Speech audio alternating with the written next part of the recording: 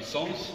Alors on sait que d'habitude le travail en système international, c'est une façon d'exprimer le travail, c'est la force fois la distance, d'accord? C'est le produit de la force en newton par la distance en mètres. Donc, en revenant à la formule précédente, on va essayer de remplacer la force par la formule. Donc on savait que la pression c'est la force par la section, d'accord, et que la force est égale à la pression fois la section. C'est ce que nous avons noté bien sûr ici. Donc on aura le travail est égal, donc on va remplacer la force par P fois S, ça veut dire la pression fois la section. Donc travail, ça va donner la pression fois la section qui multiplie la distance, donc P fois S, hein. Alors le travail, c'est toujours bien sûr la force qui multiplie la distance. Alors on cherche une formule où on peut remplacer la force par un facteur où se trouve bien sûr la pression. Donc la pression est égale à la force sur la section. Et F, c'est le produit de la pression qui multiplie la section. Donc on va voir, on va remplacer bien sûr dans notre formule. Hein, F est égal à P fois S, c'est ce que nous avons ici.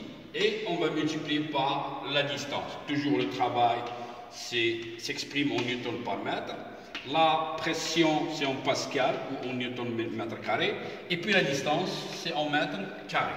On va passer au paramètre le plus important, c'est la puissance. Et on sait que la puissance, c'est le travail par unité de temps. Hein? La puissance, c'est le travail par unité de temps. Et on va... Bien sûr, le travail, on va le remplacer par la première formule hein, que nous avons citée précédemment, P fois S fois D, c'est ce que nous avons réalisé ici. Donc la puissance, c'est le travail par unité de temps.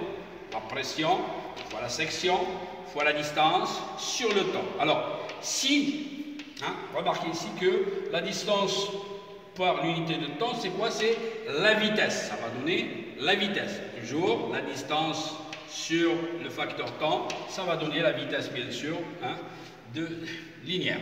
Puis, la puissance, c'est la pression qui multiplie la section.